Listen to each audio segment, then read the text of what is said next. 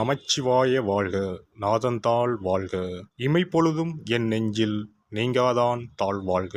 வாழ்க வளமுடன். அனைவருக்கும் இனிய வணக்கங்கள். கடன் இல்லாத மனிதனே இல்லை. பணக்காரனுக்கும் கூட அவன் தகுதிக்கு ஏற்ப கடன் நிச்சயமாக இருக்கும். கடனே இல்லாமல் நான் வாழ்ந்து காட்டுகிறேன் என்று நீங்கள் சவால் விட்டாலும் கிரகங்களும் விதியும் உங்களை எப்படியாவது கடன் வாங்க செய்துவிடும். அப்படி கடன் தொல்லையால் அவதிப்படுபவர்கள் ஏராளமாக இருக்கச் செய்கின்றார்கள். பல்வேறு பரிகாரங்களை செய்து கடன் தீர வேண்டிக் கொள்கின்றனர்.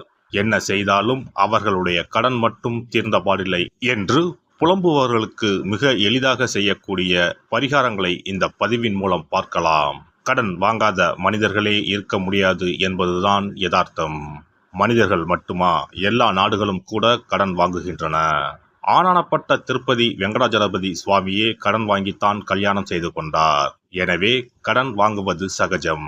அதை கட்டுப்பாட்டுக்குள் வைத்து வாழ்க்கையை செவ்வனே நடத்த வேண்டும் என்பதே பெரியோர்களின் கட்டளை. பசியோடு கூட உறங்கலாம், கடனோடு உறங்காதே என்பது ஆன்மீகம் காட்டும் அறிவுரை. ஜோதிடத்தில் நமது முன்னோர்கள் மிக முக்கியமான விஷயங்களை சூட்சமான முறையில் சொல்லியிருக்கிறார்கள்.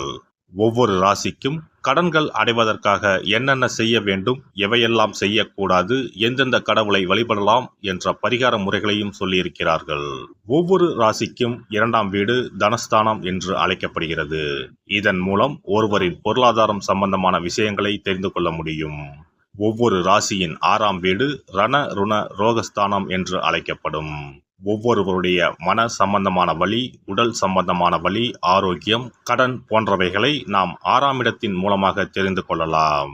ஒருவருடைய ஜாதகத்தில் 6ஆம் இடத்தில் லக்னத்திற்கு 6ஆம் இடத்தில் எந்த கிரகம் இருந்தால் எந்த மாதிரியான பலன்கள் ஏற்படும் என்பதை பற்றி பார்க்கலாம்.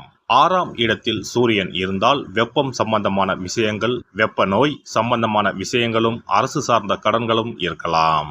சந்திரன் இருந்தால் நீர் சம்பந்தமான பிரச்சனைகளும், சீக்கிரமே அடையக்கூடிய கடனும் இருக்கலாம்.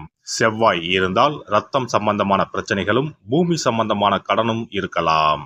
இவர்களுக்கு மருத்துவ செலவுகள் அடிக்கடி ஏற்படும். புதன் இருந்தால் நரம்பு சம்பந்தமான பிரச்சனைகளும், பணம் சம்பந்தமான பிரச்சனைகளும் இருக்கலாம். குரு இருந்தால் வயிறு சம்பந்தமான பிரச்சனைகளும், தெய்வ கடன் சம்பந்தமான விஷயங்களும் இருக்கலாம். சுக்கிரன் இருந்தால் மறைவிடங்களில் பிரச்சனைகளும், கொடுக்கல் வாங்கலில் சில சிரமங்களும் இருக்கலாம். சனி இருந்தால் முழங்கால், முழங்கை, இடுப்பு சம்பந்தமான இடங்களில் பிரச்சனைகளும், பூமி சம்பந்தமான இடங்களில் பிரச்சனைகளும் இருக்கலாம். ராகு இருந்தால் முகம் சம்பந்தமான பிரச்சனைகளும், பூர்வீக வழியில் சொத்துக்கள் பிரச்சனைகளும் இருக்கலாம்.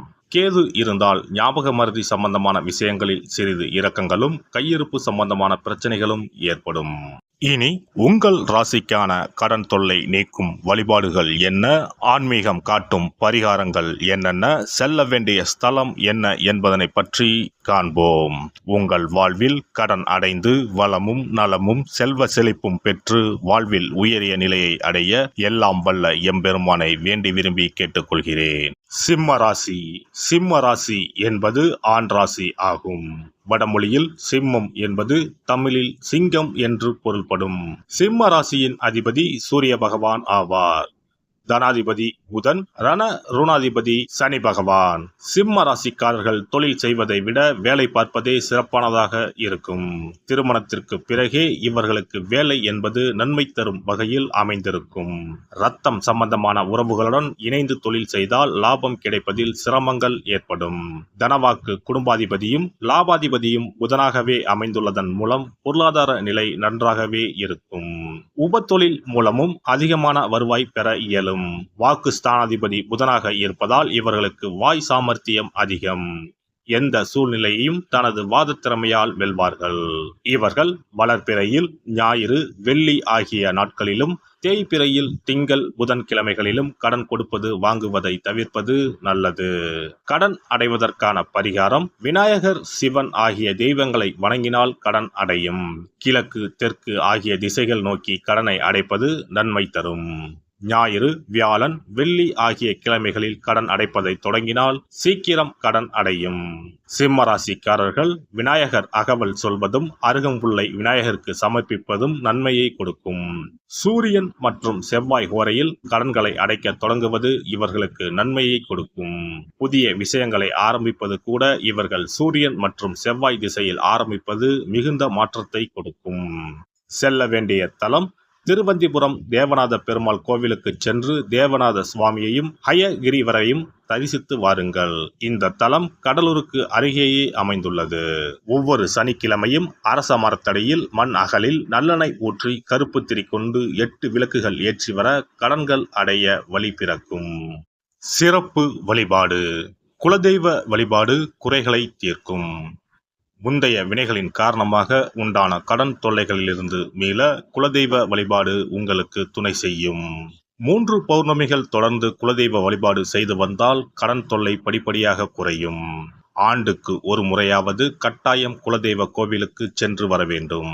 குலதெய்வ கோவில் தூரமாக இருப்பவர்கள் அல்லது குலதெய்வமே தெரியாதவர்கள் 5 முக விளக்கு வைத்து நெய்யிட்டு தீபமேற்றி முடிந்த அளவு படையலிட்டு வழிபட வேண்டும். இப்படி 9 பௌர்ணமிகள் வழிபட்டு வந்தால் கட்டாயம் கடன்கள் அடைபடும். அது மட்டுமின்றி வரவேண்டிய கடன் பாக்கி இருந்தாலும் வசூலாகும். சங்கடங்கள் தீர்க்கும் சக்கரத்தாழ்வார் வழிபாடு. சனி மற்றும் புதன்கிழமைகளில் பெருமாள் கோவிலுக்கு சென்று அங்குள்ள சக்கரத்தாழ்வாரை தரிசித்து மனமுருகி வேண்டுங்கள். பிறகு அவரை 12 முறை வலம் வந்து வழிபடுங்கள். துளசி மாலை சாற்றி வேண்டிக் கொள்ளுங்கள். நிச்சயம் கடனால் உண்டான சங்கடங்கள் நீங்கும். கோமாதா வழிபாடு குறைகளை தீர்க்கும். செல்வத்தின் அம்சமான கோமாதாவின் வழிபாடு உங்களை நிச்சயம் காக்கும். காலையில் விழித்ததும் பசுமாட்டை காண்பது தீர்வு கொடுக்கும். மேலும் ஒரு முறையாவது பசுவுக்கு கீரையும் பழமும் கொடுப்பது நல்லது. திருமகள் உரையும் பசுவின் பின்புறத்தை தொட்டு வணங்குவதும் செல்வம் சேர வழி தரும். குளிகை நேரத்தில் வாங்கிய கடனில் ஒரு பங்கை அடையுங்கள். நிச்சயம் முழு கடனும் தீரும். அதுபோல குளிகை நேரத்தில் கடனை வாங்காதீர்கள். அடகு வைத்த நகைகள் வீடு வந்ததும் நன்கு சுத்தம் செய்து மஞ்சள் நீரில் போட்டு பூஜை அறையில் ஒரு நாள் வைத்த பிறகே உபயோகப்படுத்துங்கள். வீட்டை எப்போதும் சுத்தமாகவும் தெய்வ கடாட்சமாகவும் வைத்துக் கொள்ளுங்கள். திருமகள் தங்கும்படி உங்கள் சுற்றமும் செயலும் இருக்கும்படி பார்த்து கொள்ளுங்கள். கடன் தீரும் வரை பூஜை அறையில் மஞ்சள் பொடியால் அக்ஷயம் என்று எழுதி வாருங்கள்.